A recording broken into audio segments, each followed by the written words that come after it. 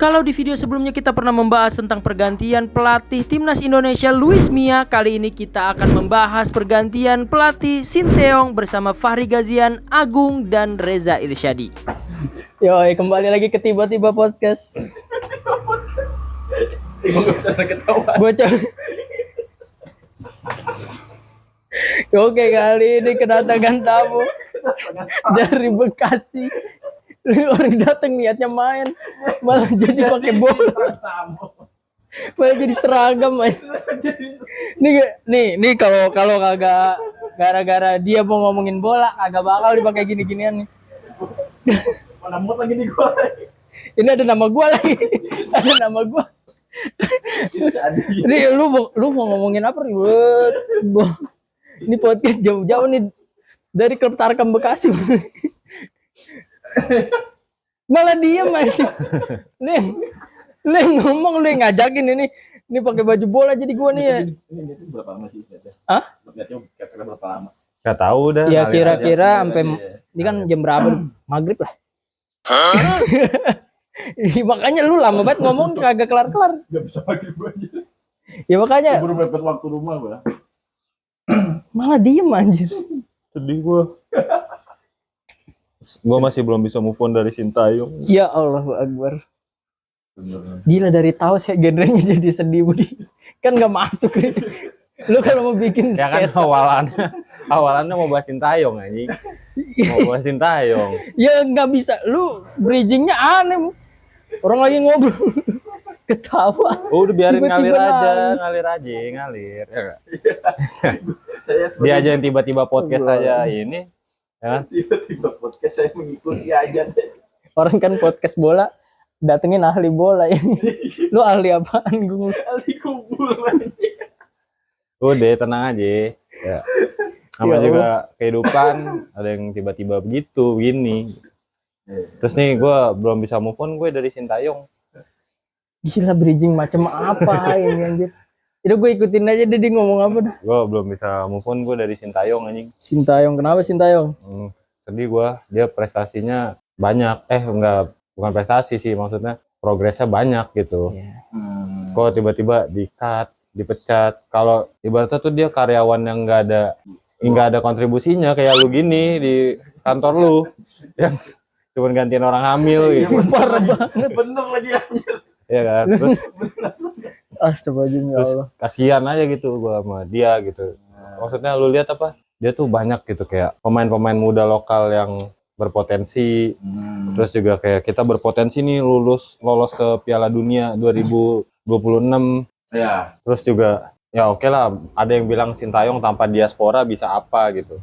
Tapi timnas kita sebelum Sintayong kemajuannya nggak kayak begini gitu kan. Masa kegelapan coy. Iya, masa kegelapan. Kalau gue nanggepinnya ya dulu gue potong nih.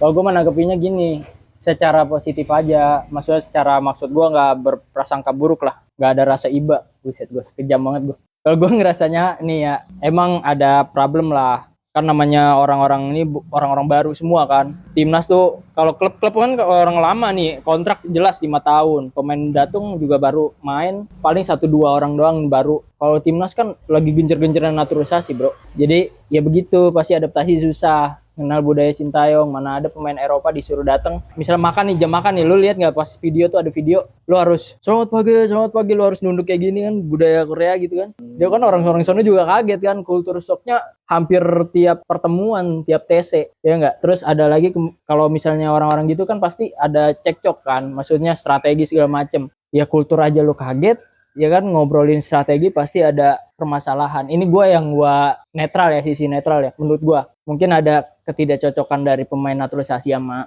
Sinteyong secara budaya, pelatihan juga kan keras dia kan, secara fisik doang kan mainnya, bukan fisik doang sih maksud gue, nekeninnya di fisik. Ya kalau main juga kan dia gitu kan, ngejar bola, bukan maksud gue kalau secara permainan Eropa kan pasti beda kan. Apalagi kita kan kiblatnya Belanda, makanya ada statement-statement ganti pelatih Belanda aja gitu loh. Tapi yang menurut gue yang gue sesalin mau waktunya, Bro. Nah, iya. Iya, orang lagi kompetisi tiba-tiba diganti. Tapi kan gini, seharusnya as a profesional ya. Iya. Kayak pelatih punya hak dong buat ngatur itu semua gitu, dan pemain Betul. seharusnya mengikuti apa gimana pelatih nih, karena gimana pun ya kepalanya ya pelatih gitu kan. Jadi kayak bukan gua ngebela Sintayong maksudnya, Ya, gue juga paham. kayak ya udah harusnya kayak lu bosnya dia, lu ikutin aturannya dia gitu, Iya. bukan malah ngadu Iya. atau apa. Iya. Secara prestasi emang piala 0 nih, belum dapat piala apapun kan. Tapi secara progres nih kita lihat nih, peringkat udah jelas naik. Terus ya meskipun AFF kemarin akhirnya turun lagi kan, cuman kan AFF bukan agenda resmi juga gitu, yang diturunkan bukan squad full. Iya sih. Terus juga apa, balik kayak lu tadi bilang momentum waktunya pergantiannya tuh kurang cocok gitu. Di saat lagi grup kita di Piala Dunia, grup apa sih? Grup C ya, kualifikasi. Grup C deh, grup C. Iya, grup C kan ya. Pokoknya terakhir kan soalnya. Iya, pokoknya antara ya di grup lah. Di grup itu kita lagi bersaing nih, posisi 3 nih, menentukan nih bisa masuk kedua. Nih kalau pertama udah Jepang dah. Udah Nggak ada lawan, bro. udah jelas dah, negaranya Subasa Amami itu kan. Iya. Habis itu Ya kan udah lah. ilmu mulu susah. Iya Subasa. Iya nggak tahu Subasa Amami. Semakin dikit yang kau tahu, semakin baik. Iya udah gitu maksud gua. Ya itu masih ada peluang, apalagi chance kita harus lawan Australia sama Bahrain nih. Gua Dua ya? enggak, next nih di bulan Maret kan kita bakalan lawan Australia sama Bahrain nih. Tuh. Oh iya. Australia main di Australia main di Australia. Kita away. Bahrain main di GBK. Sama Yang Cina nanti kali, belum, bukan Maret deh kayaknya. Nah yang gue takut nih, yang pertama pelatih baru Patrick Kluivert ini nggak dikasih uji coba dulu, jadi nggak dikasih perkenalan pemain lah, terus nunjukin gaya mainnya dia gimana. Nah terus riwayat pelatihannya dia pernah kalah lawan Bahrain 4-0 pas nanganin timnas Curacao. Betul. Nah ini gimana nih, kita kan sedangkan ya lawan Bahrain, lo tau lah pas di Bahrain kita diapain lah gitu kan. Ya selepas itu ya gue nggak ngomong. Selepas itu curang apa enggak, curang sih, tapi akhirnya ya udah gitu. Ini kan ajangnya tuh visi kita dapetin 3 poin itu bukan cuma buat ngepastiin kita bisa lolos apa enggak, tapi seolah-olah kayak ngebalasin dendam yang ada di Bahrain itu loh, yang kita dicurangin gitu. Greget gue liat kiper Bahrain anjing gitu-gitu. Gue pengen banget timnas ngalahin Bahrain. Itu tanggal berapa sih Maretnya itu? Gak tahu, gue belum lihat. Kan gue ketemunya Australia dulu, Bahrain, Cina terakhir ya. Ya gitu, Jepang di kandang Jepang nanti. Cina kan di GBK juga. Ya Jepang mah jangan ngarep aja dah. Iya, Jepang datang aja kita. Iya udah kayak, Iya udah. ada bang misi. Udah Bang, Gitu. kita. Formalitas aja, formalitas lawan Jepang. Udah kan. Iya. Kluivert. Ntar dulu. Sebelum bahas Kluivert nih, kan Sintayong selama ini berapa tahun sih dia? 4 ya? Sama Indonesia. Lebih 6 tahun kalau nggak salah dah. Masa 6? Iya, 6 6 sama tahun. Indonesia. Enggak, deh 4 tahun goblok, 6 4 tahun 5. 2020 ya? Iya. 2020 hampir 5 ya. Udah akhir soalnya kan. Nah oke lah, Sintayong banyak diaspora. Ya. Tapi kan dia masih ngasih kesempatan pemain-pemain lokal nih, kayak contohnya Marcelino, terus Arhan, terus si Rizky Ridho, juga kan. Ya maksudnya ada beberapa pemain lokal yang masih bisa nempatin squad utama gitu kan. Kalau itu banyak potensial gitu menurut gua. Betul. Kalau gua sih bener, emang kata gua mah ya gitu. Sebenarnya pergantian bisa dibicarakan, oke, bisa bener bisa salah nih dari segi strategi segala macem. Cuman waktunya emang nggak tepat. Satu, lu lagi kompetisi nih, adaptasi segala macem kan perlu kan. Lu lagi kualifikasi nih, nentuin banget nih. Kalau misal pergantian mungkin setelah kita lolos atau nggak lolos, itu masuk akal. Kalau kata gue gitu. Nah udah gitu digantinya setelah AFF. Kan jadi banyak banget tuh komentar tuh. Masa lu habis piala begituan, lu kalah gitu doang, yang lu bawa juga squad under 22 kan. Masa lu ngarepin juara gitu kan, itu udah nggak masuk akal kan kalau dari situ kan. Jadi ada argumentasi ke situ tuh yang nggak pro Sintayong, yang benci Sintayong lah, haternya pasti ngomongnya, wah ini lu lihat tuh nggak prestasi, lu nggak kenapa nggak masukin ini, kenapa lu nggak masukin ini, Pelatih online. iya lu Pelatih kenapa nggak bawa aja pemain-pemain yang nggak pernah lu pakai di timnas tapi lu bawa ke TC gitu, kayak misalnya siapa tengahnya tuh Kambuaya. gitu. Misal lu bisa bawa yang lagi bagus di klub, Egi, lu bisa bawa Itan, lu bisa bawa kemudian siapa sih itu Lili Pali kan lagi gacor tuh kan di klub kan. Kenapa nggak bawa itu lah? Kan emang rencananya gitu kan, dari atasannya gitu. Dia STE emang bawa pemain under 20 itu ya karena buat jangka panjang. Kan AFF nggak ngejar target kan. Tapi pas diganti baru ada argumen tuh. Targetnya semifinal. Lah target. Lah kalau target semifinal ngapain lu perintahin under 20 itu lu buat main? Ya kan? Itu momen segala macem, argumen lu nggak konsisten. Itu udah salah emang. Cuman kalau secara pergantian pelatih, gue bisa bilang oke, nggak apa-apa. Karena ya emang itu kan ada cara main, strategi segala macem. Itu bisa diperdebatkan lah pergantian pelatih, tapi waktunya aja, momennya sama argumennya aja yang nggak konsisten. Jadi kan aneh gitu, kita nontonnya lah lu gimana sih lu ganti pelatih di waktu kayak gini. Ntar kalau ya pokoknya kalau misalnya emang targetnya ganti, udah ganti gini, ya lu nggak ada proses lagi dong. Iya. Harus lolos dong, ya kan? Fondasinya udah dibangun. Iya, fondasi udah dibangun, lu nggak ada alasan lagi buat nggak lolos. Secara pemain juga lu udah datengin pemain naturalisasi banyak kan. Belum lagi mau nambah lagi nih. Diaspora banyak, iya. Yuk, lu Tambahan siapa ya?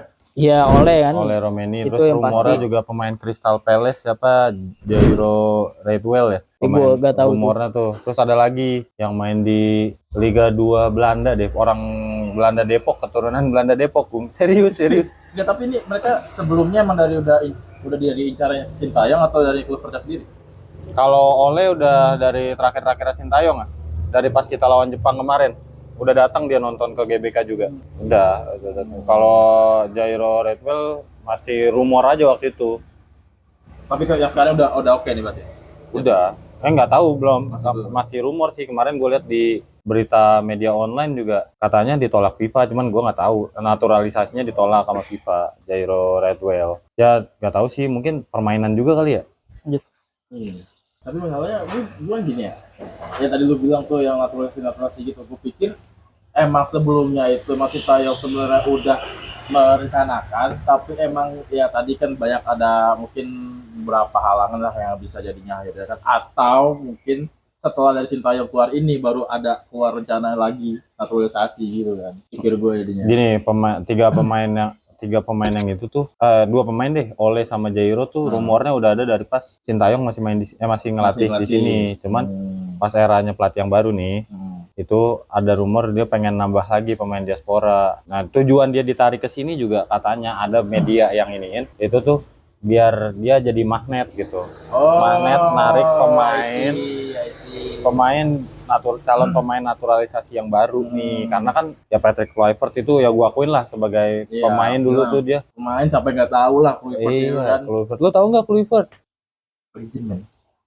Legend Barca. Secara pemain. Iya. Oke, secara pemain tahu gua. Cuman secara karir pelatih gua setuju. nggak tahu. Dia juga kalau di kepelatihan, saya ingat gua waktu itu dia ngikut pas timnas Indonesia lawan timnas Belanda deh. Dia jadi salah satu stafnya Van Gaal di Oh iya, timnas pernah Belanda. ke Indonesia gua. Ada fotonya kan? Ada. Terus juga di Piala Dunia 2000 berapa sih dia juga jadi itu tuh. Juga? Staf kepelatihan gua nggak tahu posisinya apaan, cuman masuk juga dia. Jadi itu. Ya ininya berarti si Van Gaal ini ya? Iya. Nah, rumornya kan kemarin pas Sintayong diganti nih, katanya rumornya ada Luis Van Gaal kan. Sama Jose Mourinho ya? Enggak, Jose Mourinho mah udah lama banget. Ngapain ke Jose Mourinho? Kan Belanda anjir. Jose Mourinho Portugal. Belanda. Kalau lu nyebut Van Persie gitu. Van de Sar. Van de Sar pelatih kiper. Itu masalah. Iya tuh. Tapi ngomongin Van de Sar nih, katanya ada rumornya dia jadi pelatih kiper timnas. Kalau enggak dia antara dia sama Stekelenburg nih.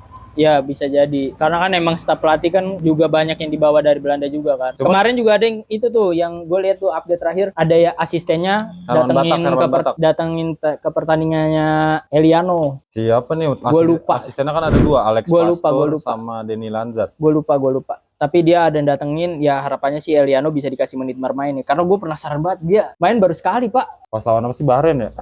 Iya kali, gue lupa. Kayaknya Bahrain ya. Balengan Hilgers kan? Iya, gue lupa.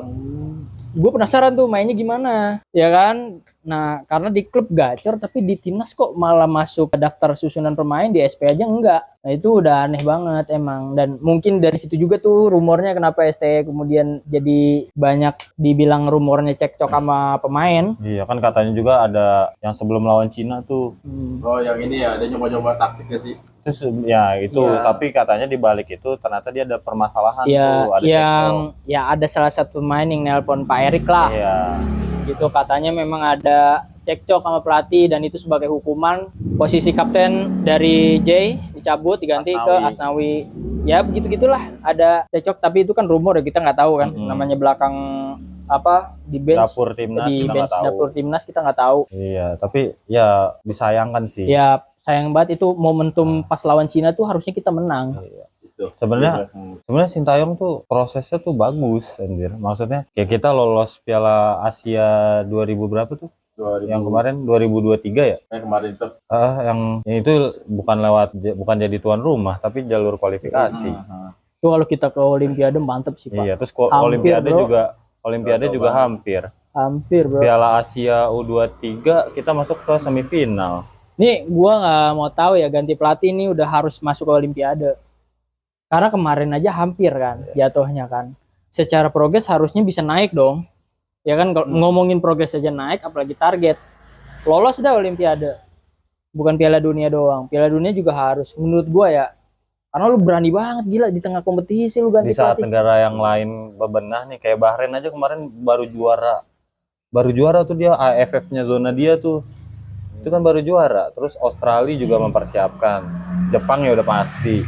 Cuman kita doang nih yang ganti pelatih, anjing, rombak bener-bener, bukan rombak squad ya. Ubah semua mekanisme manajemennya. Iya, maksud gua kalau rombak squad aja kita udah keringet dingin nih. Ya gue jujur keringet dingin gua. Ini tuh kayak masalahnya chance kita buat lolos Piala Dunia nih hitungannya termasuk besar gitu. Kita udah ke apa? Peringkat 3 gitu kan. Dan poin peringkat 2, 3 ke bawah tuh sama gitu. Cuman bedanya dikit doang. Ya kalau Jepang ya balik lagi. Udah. Jepang mah kayak Ya udah. ya udahlah. Auto. Ya udah Jepang gitu. Cuma dia udah tinggal leha-leha doang itu main. Lawan selanjutnya Indonesia di kandang pula. Iya. Ya wes. Nurunin ini kali ya Liga 2 kali Jepang. Ya? Buset Liga 2 enggak usah Liga 2 Liga kampus. Liga kampus. Lu jangan salah lu, SMA-nya aja ada kompetisi gila. Iya, Blue Lock. Keren banget. Kemarin kan baru VT-nya tuh ada tuh kompetisi yang baru juara kan, gila sampai seserius itu SMA doang. Makanya sih sepak bola secara lokalnya juga bagus. Makanya orang-orang kan ada yang bilang nih kalau lu mau main board lu jangan ke Jepang sama Korea. Katanya ini mah gua dari berita-berita yang ada katanya dia tuh ngutamain pemain lokal mereka. Kecuali pemain asingnya tuh jago bener-bener jago gitu. Itu yang kayak apa? Kiper Jepang kan naturalisasi juga kan tuh yang hitung. Dia nggak apa-apa. Emang yang nggak putih gitu. Iya, nggak putih. Si Onana. Itu cuman kurang halus doang loh. Sebenarnya bang itu ya normal, ya kan? Ya emang nyatanya begitu. Tapi itu kan kiper Jepang aja naturalisasi kan. Iya, makanya. Dia bisa naturalisasi, bisa kayak kita diaspora silangan. Silangan apa sih jatuhnya? Iya, bener sih. Blasteran. Maksud gua yang naturalisasi kayak gitu, Jepang aja fine aja. Iya nggak masalah. Kenapa? Nah, kemarin ini kan masih jadi perdebatan juga nih naturalisasi. Kenapa? Ada yang bilang ada yang mihak ke lokal, ada yang mihak ke ini. Kalau gua bilang ya, lu kalau misalnya mau lokal, iya lokal lu lihat faktanya mainnya udah bagus belum? Kalau belum bagus kan lu harus proses dulu. Prosesnya dari mana? Ya dari bocah. Nah, lagi kompetisi kita nggak ada. Lu lihat aja Jepang. Emang Jepang tuh mainin lokal karena emang lokalnya udah jago. Kan awalnya dari mana SMA-nya lu lihat. SMA udah main. Kayak gitu seserius itu. Belum lagi Liga 1, Liga 2, Liga 3-nya semua jalan bagus lagi. Ya kan? Secara konsep, bukan konsep ya, tatanannya, struktur sepak bola di sana udah bagus gitu. Lu kalau mau mainin lokal, iya kasih menit bermain, nggak bisa ngasih menit bermain kalau lu targetnya Piala Dunia gitu. Kecuali lu main nggak ada target kayak kemarin nih AFF nggak ada target. Ya lu bisa mainin pemain lokal seenak lu gitu sebenarnya. Cuman kan kemarin tiba-tiba jadi ada target. Itu bisa sengaja nggak sih? Apanya? Disuruh milih U22? Ya gua nggak tahu sih, itu kan ya maksud gua adalah gua nggak berani ngomong gitu juga. Ya kita main logika aja gitu. Ya lu kalau misalnya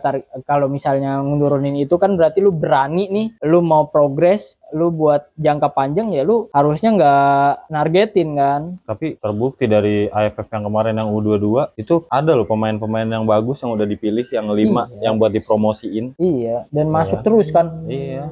Ya hebatnya Sintayong tuh walaupun pemain ada yang nggak pernah masuk squad inti starting 11 tapi selalu masuk di TC. Ya, ini Bahkan pemain-pemain yang kita kagak tahu kan, kayak siapa tuh pemain tengahnya, gue lupa pemain tengahnya siapa? ada yang tebek tuh, gue lupa tuh, dia katanya kuat banget, Berapa? senior yang kemarin TC, gue lupa ini adalah pokoknya itu aja lu masuk terus kan, bahkan dikasih menit bermain sama si ST, lu gila lu. Yang mana kita kagak tahu itu siapa, kok bisa masuk. Kalau yang nggak ngikutin Liga 1 kan kagak tahu. Tapi jujur lu ngikutin Liga 1 nggak? Dulu ya. Iya, enggak yang sekarang. Sekarang gua ngikutin tapi nggak yang ngikutin banget. Kalau dulu tuh gua zaman-zaman BP segala macem mungkin gua nonton. Stadion juga gua nonton ya. Tapi sekarang Gua tuh ngikutin era-era pas ISL. iya, zaman Bambang Pamungkas kan, Iya. Bambang Boas segala macam Boas. gua ngikutin. Cuman makin kesini entah gua terlalu fokus ke bola luar apa gua ke olahraga lain, ya jadi gua nggak terlalu fokus ke Liga 1 sih. Emang lu ngikutin? Kagak. Gua bukannya apa, jadwalnya juga Iya. bukannya nggak jelas ya, cuman nggak ini dulu gitu loh. Kalau dulu kan zamannya TV kayak Antv itu kan nyiarin sehari bisa sampai 3 kali tuh. Yoi. Terus sebelum pertandingan tuh pasti ada iklan-iklannya kan, super big match lah istilahnya ini. Kalau menurut gue sekarang mungkin kurang kali pemberitahuannya, atau gue yang kurang update kali gitu. Cuman ya nggak, jujur aja sih, maksudnya menurut gue pribadi Liga 1 udah nggak menarik lagi sebenarnya. Ya kalau gue sih nangkepnya yang penting ya gitu, kalau lu misalnya mau mainin lokal, bukan cuma liga yang lu benerin, tapi ya apa ya namanya istilahnya, grassroots ya, akademinya ya. Pokoknya akademi, kompetisi-kompetisi antar sekolah ya kan, lu jangan anggap remeh tuh, lu main dari situ. Insya Allah ya, kalau memang ada, karena Indonesia luas banget bro, bakat-bakat tuh ada sebenarnya. Indonesia tuh bakatnya ada, cuman progres untuk ngasah bakatnya jadi beneran berfungsi di bidangnya itu nggak ada gitu, nggak bagus. Kayak misalnya ini deh, di luar negeri nih. Iya. Di luar negeri kayak di Inggris lah, kita ngambil ada yang negara-negara yang udah Iya. besar aja ya. Di Inggris, terus di Spanyol itu kan ada kelompok umur liga juga kan. Nah sedangkan di kita kelompok umur nggak ada, setahu gua. Nggak ada. Nggak ada ya?